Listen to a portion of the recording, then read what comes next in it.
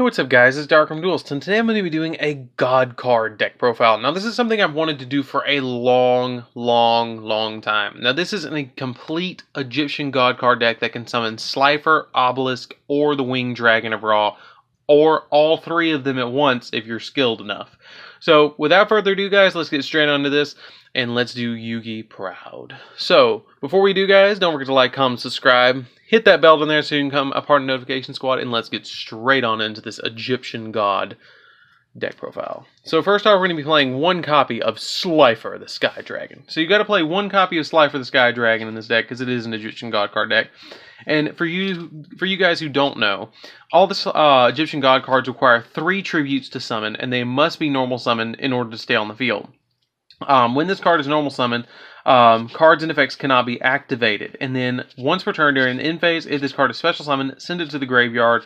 And Slifer's particular ability is he gains 1,000 attack events for each card in your hand. And if a monster is normal or special summoned to your opponent's side of the field in face of attack, that monster loses 2,000 attack. And if its attack is reduced to 0, it is destroyed.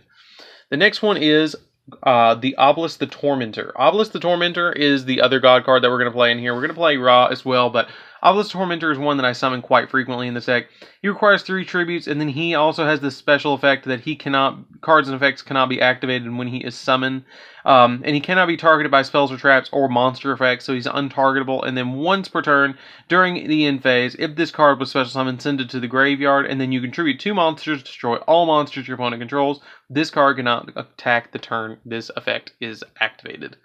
The next god card that we're going to play is kind of more of the one that we focus on a lot, and that is the Winged Dragon of Ra. We're going to play 2 copies of the Winged Dragon of Ra in this deck because there's so many different ways to actually summon it. I'm really disappointed that there's not more ways to summon Slifer and Obelisk. I wish there was more focus towards them, but there's not, unfortunately, so we're going to have to focus around Ra. Ra's effect is that you have to tribute 3 monsters to normal summon this card and cannot be normal set. If this card's normal summon cannot be negated, and when this card is normal summon, other cards and effects cannot be activated. When this card is normal summon, you can pay life points so that you only have 100 left. This card gains attack equal to the amount paid. You can pay 100 life points, then pay 1,000 life points to target 1 monster on the field and destroy it. So you can pay in increments of 100 all the way down to where you only have 100. You don't have to pay you don't have to pay all 8,000 or all 7,900 to get yourself down to 100. You could give him 4,000 attack the minute he touches the field. You could give him no attack when he hits the field. It's entirely up to you. I usually give him about 4k attack so I can do some real damage to my opponent with this card. The next one that we play is 1 copy of the Winged Dragon of Ra, Immortal Phoenix. So this card is extremely important for the deck. It's really easy to bring out. If you have the Winged Dragon of Ra is sent from the field to the graveyard, while this card is in the graveyard, special summon this card. Cards and effects cannot be activated in response to this card's activation. And this card is unaffected by all other card effects. You can pay 1,000 life points, send 1 monster on the field to the graveyard. Then once per turn, during your end phase, send this card to the graveyard. And if you do, special summon 1 the Winged Dragon of Ra, sphere mode from your hand, deck, or grave, ignoring its summoning conditions. So the big way that I actually summon, speaking of Winged Dragon of Ra, sphere mode, the big way that I summon Ra is actually with the Winged Dragon of Ra Sphere mode. This card makes my opponent so mad whenever I use it. You get to tribute 3 monsters on either side of the field, which is amazing. And it cannot attack, and your opponent cannot target this card for attack or by card effect. You can tribute this card, special summon 1 the Winged Dragon of Ra from your hand or deck, ignoring your summoning conditions, and if you do, its attack becomes 4,000, 4,000. It's just a really awesome way to summon the Winged Dragon of Ra, and I recite the chant every single time I summon it. You can't not recite the Winged Dragon of Ra chant every single time you summon it. So the next one I'm going to play 3 copies of is Ra's Disciple. This is a really easy way to summon any of your 3 god cards. Basically, when this card is normal summon, you can special summon up to 2 Ra's Disciples from your hand or deck, and they cannot be tributed except for the tribute summon of Slifer, Obelisk, or Ra, and you cannot special summon monsters for the rest of the turn except Ra's Disciple. Not a big deal because we're going to usually summon a god card the turn we activate this. For some other cards that we have as tech cards in here as well. The next one that I play 3 copies of is Marsh Macaroon. I know this is kind of a weird card to see with god cards, and it looks really rude. I know. Don't even go there. It just makes me laugh every time I look at that card. If this card is destroyed by battle or by card effect, you can special summon up to 2 other Marsh Macaroons from your hand, deck, or grave. Then you can only use the effect of Marsh Macaroon once per turn. So basically, you let your opponent, you set this card, let it be destroyed by your opponent, and then special summon out 2 more Marsh Macaroons from your graveyard. It can prevent you from being OTK'd, as well as summoning the Marsh Macaroons to get you the additional summon of having 2 monsters on the field. The next one that I play 2 copies of is Aroma Jar. Basically, this card cannot be destroyed by battle, and if it's flip face up, it cannot be destroyed by battle. And during during either player's end phase, you gain 500 life points, which can really help you out with the Winged Dragon of Ra, being able to pay extra life points to get him even more attack points. Then I play 3 copies of Scapegoat. Scapegoat is, you flip this card, when it's flip face up, you special summon as many black sheep tokens as you can, and it just summons a bunch of sheep tokens. Basically, you can link them away to get more materials. I usually don't. You can actually tribute them. So what I do is I'll set this and then summon 4 sheep tokens when my opponent attacks into it. And if they don't have at least 3 other monsters on the field besides the one that attacked the sheep token, or 2 other monsters on the field besides the sheep token one, I'm going to summon a god card the following turn. Which just really is amazing to be able to do. Then I play 1 copy of Plague Spreader just to stack my deck for the next card that I play that I'll show you guys in just a second. So that's it for the monsters, guys. Let's get into the spells. So for the spells, I'm going to show you guys a tech card that I play, and I want you guys to kind of guess what it is. Comment down below what you think it is, and I will reveal it in 2 seconds. So here we go. This card is really interesting to play in a god card deck. It can actually combo off with the True Name, and it has some really awesome combos that you can play with. So comment down below, tell me what you think it is, and I'll reveal it in 3, 2, 1. Here we go. Okay. Comment, pause the video, tell me what you think it is. So the card is Rank Up Magic, the 7th one. So when you draw this card during your normal draw phase, you can activate this effect, special summon 1 sea monster, which is a number between 101 and 107.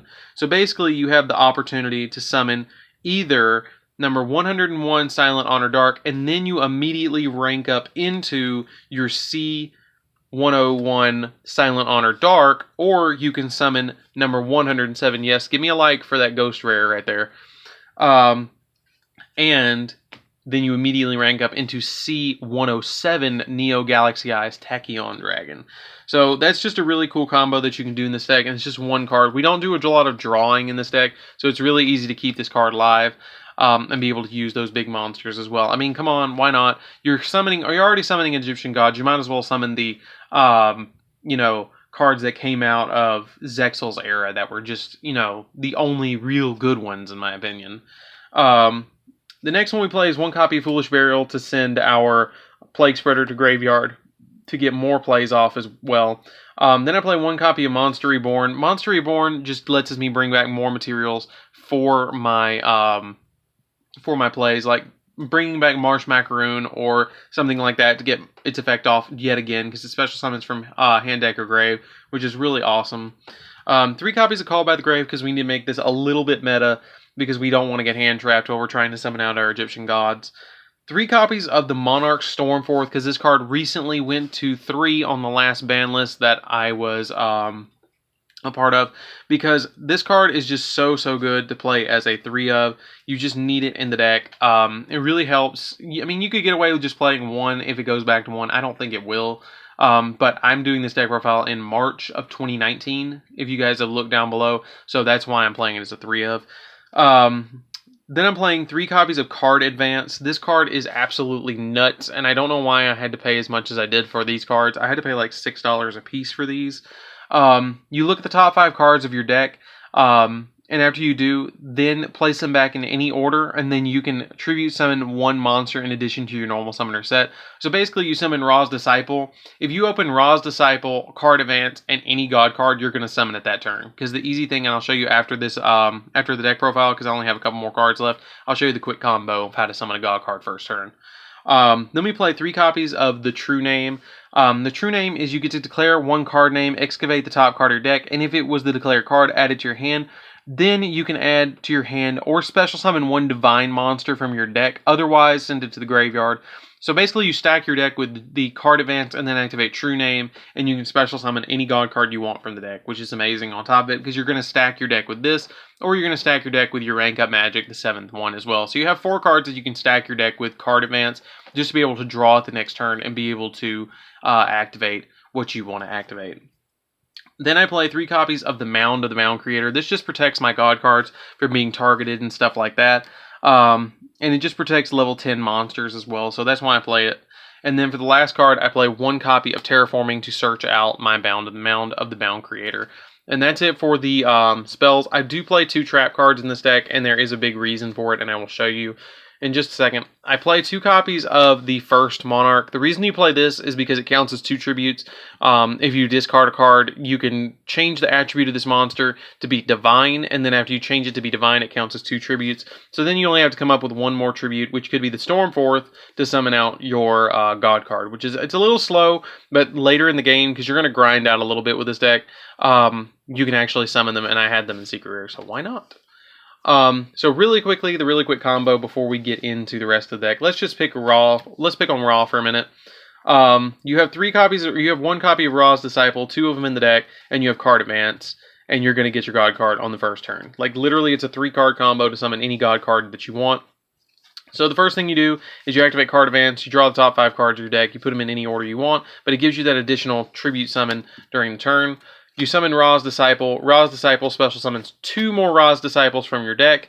Then you tribute all 3 to summon a god card. Any god card that you want, any god card you have in your hand. You can change the ratios of gods. You can play 3 Obelisk, 3 Slifer, 3 Ra, whatever you want to play. I just chose to play 1 of each, or 2 Ra's and the Slifer. So that's just a really interesting way of playing the deck. I really like it. For the extra deck, you don't really need an extra deck for this deck. You could get away without playing 1 at all, but I threw 1 together to show you guys. Besides the, you need to play the 101, the Silent Honor Dark, Neo Galaxy Eyes, and the 107s. You need those.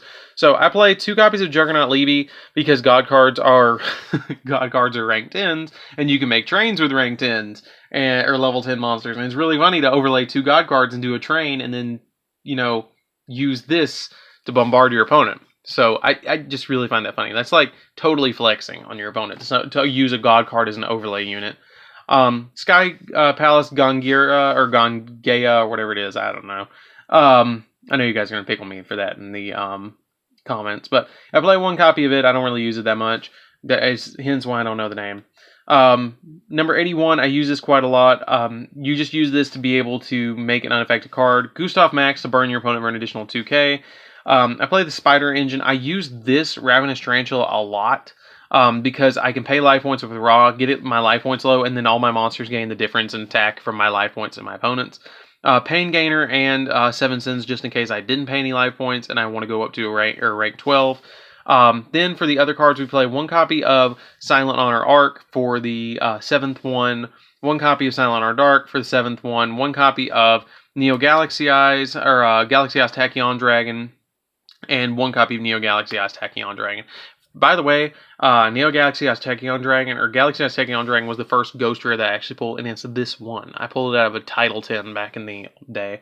2 copies of Link Rebo. I just threw 2 copies of it in here because I kind of figured it would go good in here this deck because I have Marsh Macaroons and Scapegoasts, and I can just link them away to summon Link Rebos.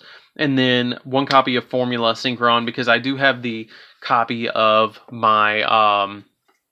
I do have the copy of Scapegoasts, and if my opponent ends up just leaving me with 2 of them, I can synchro this away, summon out my Formula Synchron, and then draw a card. So that's it for the deck profile, guys. I really hope you enjoyed this one. I really think this is a godly deck. It's a really amazing deck. I know that pun right there. It's a really fun deck to play with. It's just an awesome deck to be able to summon all 3 god cards. Like, that's just a beautiful sight right there, having all 3 of them in my hand, and being able to summon all 3 of them in a single deck. So anyways, guys, don't forget to like, comment, subscribe. Tell me what you think of this deck down in the comments down below, and I'll see you guys in the next video. And don't forget to subscribe and hit the bell so you can become part of the notification squad. See you guys in the next video.